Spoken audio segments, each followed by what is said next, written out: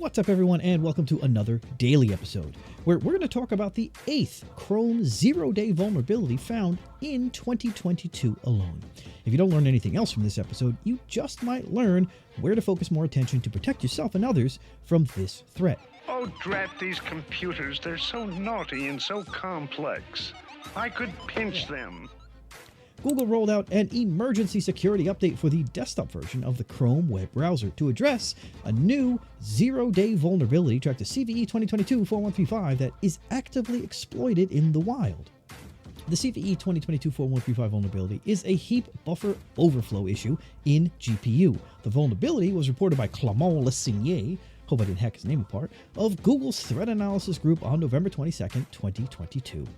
As usual, Google did not share technical details about the vulnerability in order to allow users to update their Chrome installations and hopefully not get hacked. Google is aware that an exploit for CVE 2022-4135 exists in the wild, reads the advisory published by Google. Access to bug details and links may be kept restricted until a majority of users are updated with the fix.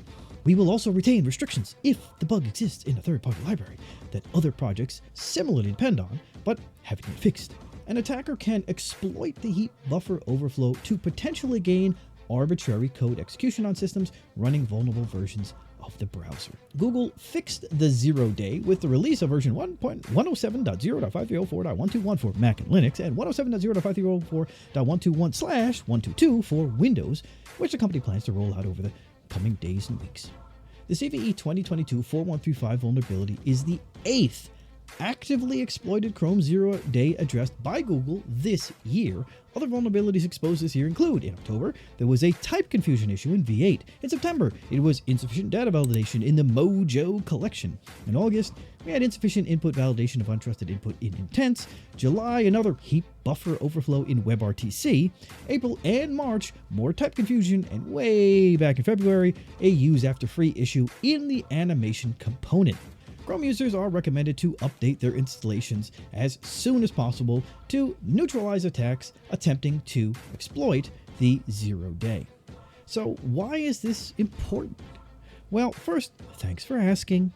Second, you might know that Google Chrome market share is 65.2% of the entire browser market as of August 2022. So let's just say a few people use Chrome. You know, your kids, your dad, your wife, your mom, coworkers, Meemaw, or Pop, or, whatever your nickname is for your grandfather. Most people, though, don't even think about the browser as a piece of software. They double-click the familiar Fox icon, or the E, or the O, or the multicolored disk thingamajiggy we call Chrome, and they're off to some distant land. Facebook, Instagram, Twitter, some people maybe even a learning channel. But let's think about the browser as software for just a few seconds. Ready? 3, 2, 1, done. Good. Maybe you realize that the browser is one of, if not the most important pieces of software on your computer. Next to, of course, whatever game you're playing right now while listening and / watching my episode or music you're listening to. Now, the browser is extremely powerful. It's like a transportation portal. Just think Star Trek that can beam you anywhere in the universe with just a few clicks or clacks on your keyboard. Outer space? NASA.gov. Boom, you're there.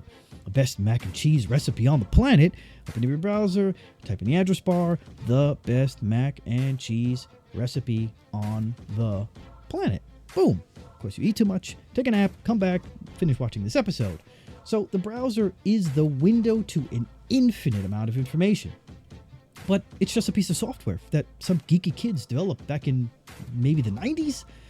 It's evolved, and there are some checks and balances in place. Just think about sandboxing and all these other terms that they're coming out with to try to keep you safe.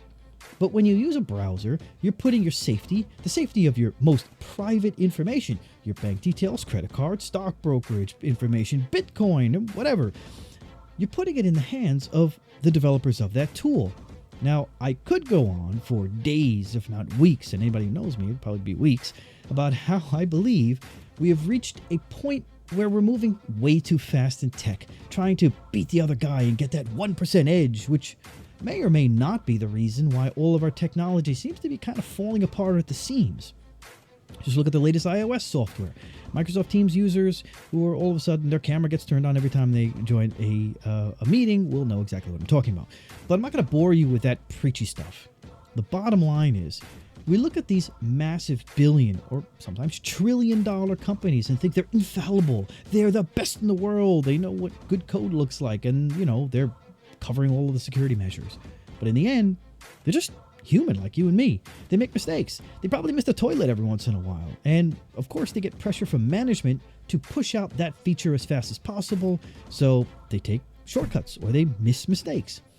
If the path that Twitter is on, under, say, Elon Musk, is an indication of what really goes on behind closed doors at these major tech companies, then the next few years are going to be really exciting for all of us, but especially for people in cybersecurity. So buckle up and let's continue to ride this out-of-control roller coaster together. Now, if you haven't already, please subscribe to my channel. You can do it right now, and smash the bell to be notified when I upload new episodes where I share some insights about these very, very, very important stories. With that, I say thanks again for watching. Don't forget to share, and I will see you on the next episode. Take care. Don't forget to ride. Farewell.